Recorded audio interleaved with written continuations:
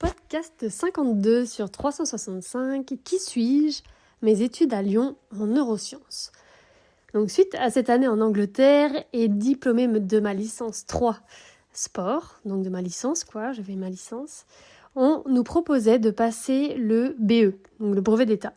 Mais comme j'avais pas équitation dans la fac où j'étais, c'était des BE d'autres sports, non natation par exemple.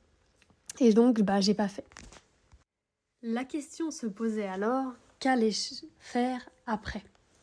J'étais attirée par l'éthologie, alors je regarde quel master je pouvais intégrer. Et il y en avait un qui me plaisait bien. Il s'agissait du master physiologie et neurosciences à Lyon. J'ai toujours été passionnée par le comportement humain, le comportement animal, et aussi par le cerveau. Pourquoi les gens font ce qu'ils font? Les sciences cognitives, j'adorais ça. D'ailleurs, une petite anecdote, quand j'étais en première année de fac de sport, en deuxième année aussi en France, je lisais beaucoup le magazine Science et Vie, vous devez connaître, et au complet, c'est-à-dire que j'achetais tous les Sciences et Vie qui existaient, tous les mois, etc. Et je lisais chaque article de magazine. Je loupais pas un seul. Et mes articles préférés, ils étaient ceux sur les sciences cognitives, et j'aimais aussi beaucoup tout ce qui était l'espace, etc. Donc tout paraissait logique, passionnée par les sciences et en même temps passionnée par l'éthologie, tout ce qui était comportement.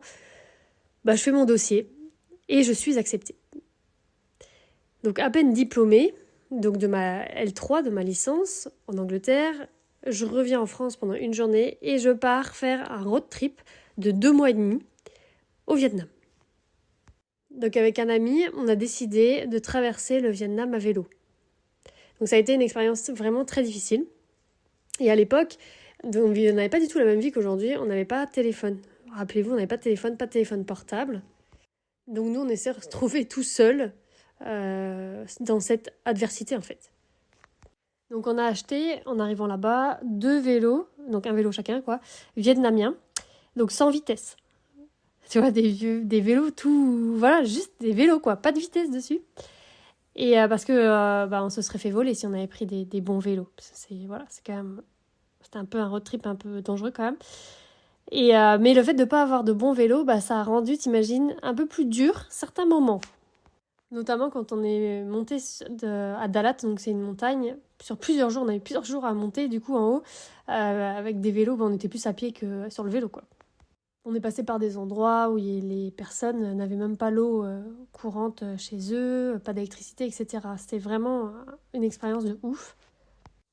J'ai trouvé une partie de ce que j'étais venue chercher, donc c'était un peu inconscient, le dépaysement. J'avais vraiment besoin, même après avoir passé 1 an en Angleterre avec une autre langue, avec plein de gens différents, de toutes les cultures, j'avais besoin vraiment de vivre une différence de culture vraiment à l'intérieur. La culture, c'est ce qui nous amène aussi à avoir certains types de comportements. Et donc là, j'avais vraiment envie de découvrir une autre culture. J'ai aussi découvert ce que c'était le racisme. Parce que du coup, moi, je connaissais pas le racisme. Je n'avais pas ressenti moi-même pour quelqu'un ou je l'avais pas vécu moi-même en tant que personne qui est rejetée. Et donc là, j'ai compris ce que ça voulait dire.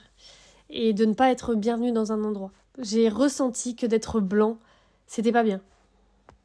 Donc ça a été une expérience vraiment unique que j'oublierai pas. Je pourrais parler pendant des heures, mais là c'est pas du tout le cas. Mais ça a été vraiment dur aussi à vivre. Mais j'avais très, très certainement besoin de le vivre. Et donc voilà, ces 2 mois et demi passent. J'en parlerai peut-être un jour plus, mais bon, pour l'instant c'est pas le sujet. C'est la rentrée et là, pour le master physiologie et neurosciences. Donc j'arrive direct du Vietnam sur Lyon. Et donc là j'arrive et toute la promo était super sympa. Les profs, ils étaient tous aussi super sympas, bienveillants. Et j'ai jamais retrouvé ça par la suite. Je me sentais vraiment bien. Et j'adorais les cours, j'adorais la promo. Tout était genre parfait, trop bizarre. Et voilà. Mais sur les cours en eux-mêmes, donc sur le papier, sur les cours, tout ce qu'on nous apprenait, etc., c'était supportable pour moi de lire les études. C'est même intéressant. Par exemple, quand tu fais un master, tu as beaucoup d'études de cas, tu as étudié les études de ce qui sont faites actuellement avec les scientifiques. Donc par exemple, il nous donnait plein d'exemples dans les cours, et puis tu avais un exemple, je sais pas, un singe par exemple, pour découvrir le fonctionnement du singe, donc de tel lobe, etc., machin, bidule. Et puis c'est expliqué, tu demandes au singe par exemple de choisir des images sur un écran, et puis le singe il a une petite manette de jeu vidéo, tu vois, et pour sélectionner les images, et si c'est bon par rapport à ce qui était défini comme règle, tu vois, le singe il reçoit du jus de pomme. Donc tu vois, comme ça, sur le papier, ça paraît cool, et puis c'est un peu comme du renforcement positif. Et donc voilà, j'étais là à lire des études hyper intéressantes, à apprendre plein de choses dans les cours sur plein de sujets, notamment du coup beaucoup le cerveau. Et puis il y avait tous ces gens hyper bienveillants autour de moi, enfin vraiment... voilà quoi, donc je fais mon premier semestre, je profite, et c'était vraiment, je crois que c'était une des meilleures périodes de ma vie. En tout cas au niveau de l'entourage, waouh quoi. Et là arrive le stage de février. Donc dans le premier semestre, on devait trouver un stage. Et moi, je voulais justement travailler avec les singes. Parce que du coup, le singe, c'est quand même une espèce qui nous ressemble, et son cerveau nous ressemble aussi, etc. Donc c'était intéressant. Et encore une fois, je ne sais pas comment, j'ai réussi à être sélectionnée. Et pas n'importe où, dans un superbe labo, vraiment très renommé, vraiment, enfin, un des meilleurs quoi, dans le domaine. Et du coup, je tombe avec un maître de stage hyper sympa. D'ailleurs, après, on est resté en contact pendant des années. De temps en temps, on s'envoie des messages toujours, alors que c'était il y a très très longtemps, ça. Hein. Et puis même le directeur du labo qui m'avait fait l'entretien, etc., très sympa, poli, rigolo, chaleureux, respectueux. Enfin, tu vois, on pourrait croire comme ça que c'est normal, quand on vit là-dedans, d'avoir des personnes comme ça, justement, polies, respectueuses, chaleureuses, enfin... Et puis en même temps rigolote et en même temps très sérieuse, très douée, tu sais, dans les meilleurs de leur domaine. Mais en fait, c'est pas si courant. Enfin, tu dois le savoir, mais... Enfin, je sais pas. Je te jure qu'après, j'ai jamais retrouvé ça. Et encore aujourd'hui, dans mon entourage, j'ai pas du tout... Je ressens plus ça. Et donc, j'appréciais vraiment. Et j'aurais aimé faire partie de leur équipe. J'aurais vraiment aimé travailler là, quoi. Sauf qu'il y a un mais. J'ai pas pu supporter la réalité des neurosciences. Parce que qui dit neurosciences, qui dit expérimentation animale. Je le savais, mais je sais pas si j'étais naïve ou si je me voyais la face, je sais pas, mais expérimentation animale, ça fait forcément du mal aux animaux. Donc la réalité, en vrai, hein, c'est que le singe, il n'a pas de jus de pomme déjà quand il fait bien, c'est pas vrai. Alors peut-être qu'il y a des labos qui le font, voilà, bon, peut-être pour certains trucs, je sais pas, peut-être que c'était vrai, je sais pas, mais en tout cas, là où j'étais, déjà, c'est pas du jus de pomme, mais c'est de l'eau qu'on leur donne. Et pour qu'ils aient envie de boire de l'eau, le singe est privé d'eau.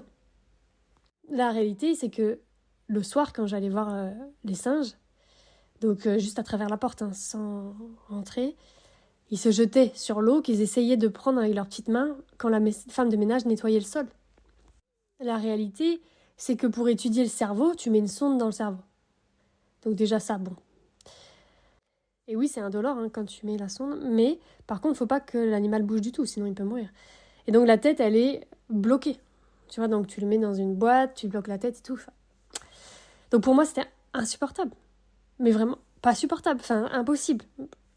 Donc oui, ça m'intéresse d'étudier le cerveau, de connaître le comportement, etc. Mais pas à ce prix-là. J'aime les animaux plus que je veux comprendre leur fonctionnement. Et tous ces gens que j'admirais, que j'appréciais vraiment, hein, eux savaient pourquoi ils faisaient ça. Ils avaient leur mission.